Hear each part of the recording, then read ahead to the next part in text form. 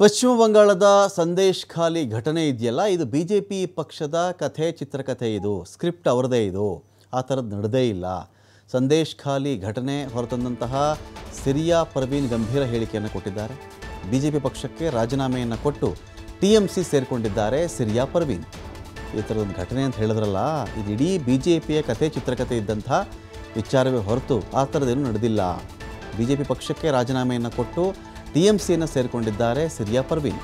ಸಂದೇಶ್ ಖಾಲಿ ಘಟನೆ ಬಗ್ಗೆ ಮೊದಲು ದನಿ ಎತ್ತಿದ್ದೇ ಈ ಸಿರಿಯಾ ಪರ್ವೀನ್. ಬಸಿರ್ಹತ್ ಲೋಕಸಭೆ ವ್ಯಾಪ್ತಿಗೆ ಬರತಕ್ಕಂಥ ಸಂದೇಶ್ ಖಾಲಿ ವಿಧಾನಸಭಾ ಕ್ಷೇತ್ರ ಅದು.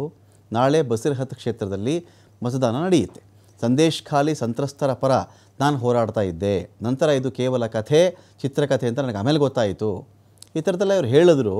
ನಾನು ಹೋರಾಟ ಮಾಡಿಬಿಟ್ಟೆ ಬಿ ಜೆ ಪಿಯಲ್ಲಿದ್ದಾಗ. ಆಮೇಲೆ ಗೊತ್ತಾಗಕ್ಕೆ ಶುರುವಾಯಿತು ಈ ಥರದ್ದೇನು ನಡೆದೇ ಇಲ್ಲ, ಸುಮ್ಮನೆ ಒಂದು ಕಥೆ ಕಟ್ಟಿದ್ರು ಬಿ ಜೆ ಪಿಯವರು ಅಂತ ನನಗೆ ಆಮೇಲೆ ಗೊತ್ತಾಯಿತು. ಹಾಗಾಗಿ ಆ ಪಾರ್ಟಿ ಬಿಟ್ಟು ನಾನು ಈ ಕಡೆ ಬಂದಿದ್ದೀನಿ.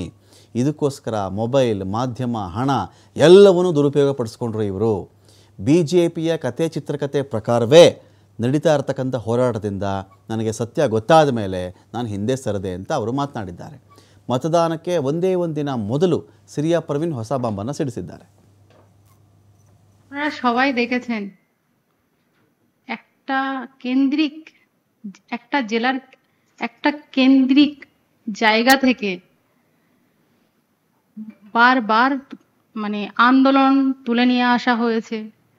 আন্দোলন হয়েছে, মহিলারা নির্যাতিত হয়েছে, মহিলারা ধর্ষিত হয়েছে এবং মহিলাদের উপর অনেক কঠোর থেকে কঠোর, যেগুলো ভাষায় বলার মতো না, এরকম অনেক কিছু অ্যালিগেশন দিয়েছে। সেটা আপনারা দেখেছেন, আমরাও জানি। তার জন্য মহিলাদের সঠিক সম্মান ফিরিয়ে দেওয়ার জন্য ভারতীয় জনতা পার্টির পক্ষ থেকে আমি ডিস্ট্রিক্টের একজন নেত্রী, জেলার নেত্রী, তো সেখান থেকে আমি মহিলার পাশে দাঁড়িয়েছিলাম। উপর নির্দেশ ছিল আমরা মহিলা হয়ে মহিলাদের